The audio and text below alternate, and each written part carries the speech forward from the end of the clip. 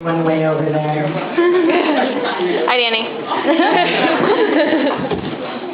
Y'all don't have to crowd. You can do that. It's all right. Come closer.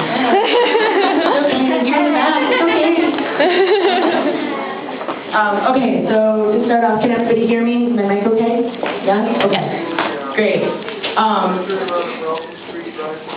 Hope has asked me to come tonight and give you guys a talk about empowerment, and I'm a member of the Feminist and Women's Studies and Gender Studies community in Grand Rapids, and so I'm just going to kind of give a little keynote speech about generally fashion, feminism, and what CHLOE means and how it's doing things differently, which I'm sure most of you are already familiar with, especially Megan. That was fabulous, by the way.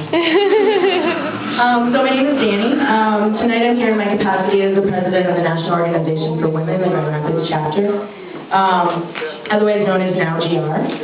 NOWGR was fortunate to be included in the first issue of CHLOE. Jeff McClymonds, our social media chair, was featured as an ally in the empowerment section of the first issue of the magazine. So the article highlights the ways in which Jeff is using technology and social media to raise awareness of feminist issues and further the mission of NOW, which was very cool, and we were super, super excited to have it happen. So I can't wait till that comes out. NOW is a feminist activist organization that seeks to create change in our society in order to end sexism and oppression.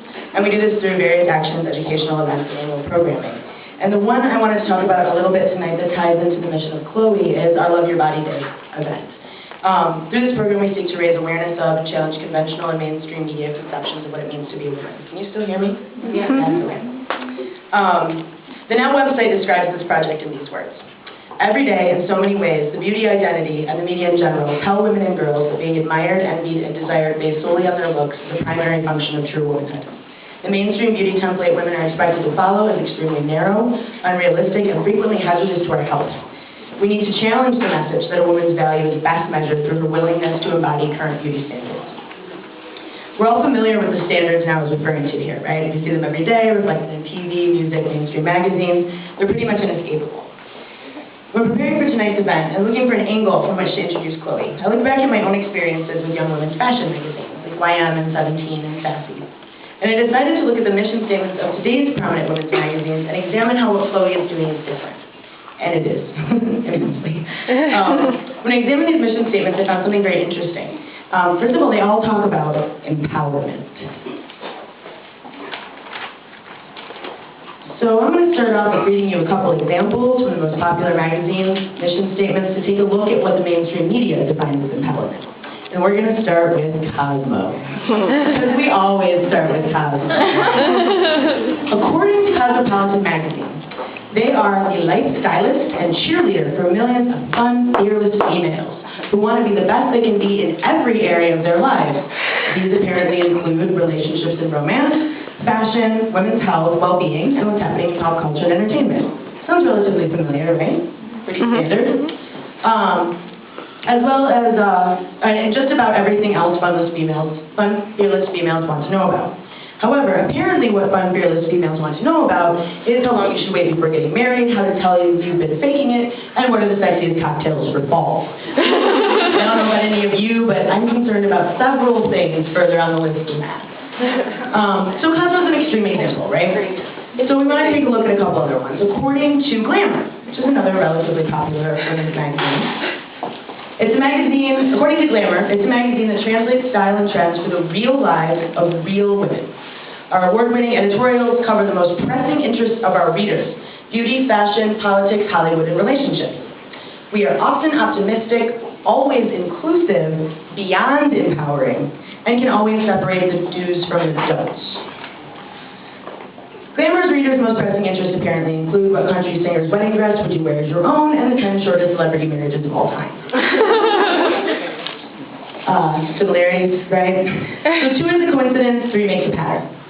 So let's take Elle. Elle magazine, one of the height of fashion magazines. It's up there right near Vogue, right? Let's see what Elle has to say about its role in women's lives. Elle boasts this incredible mission statement.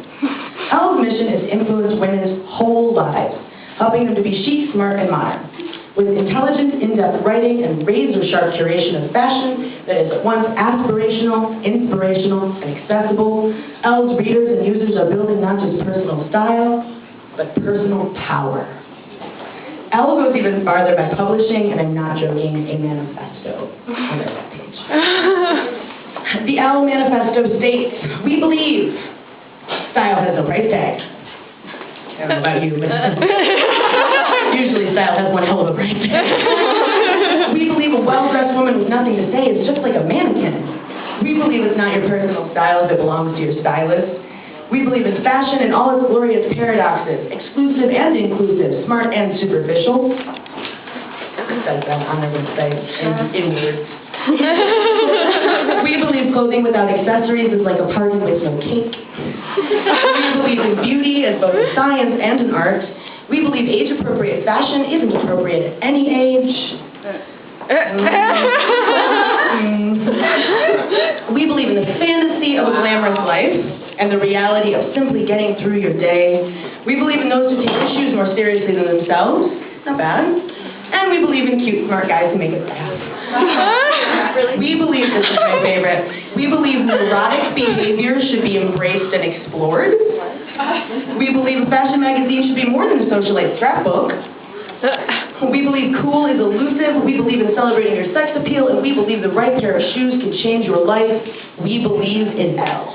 It's one hell of a manifesto, right?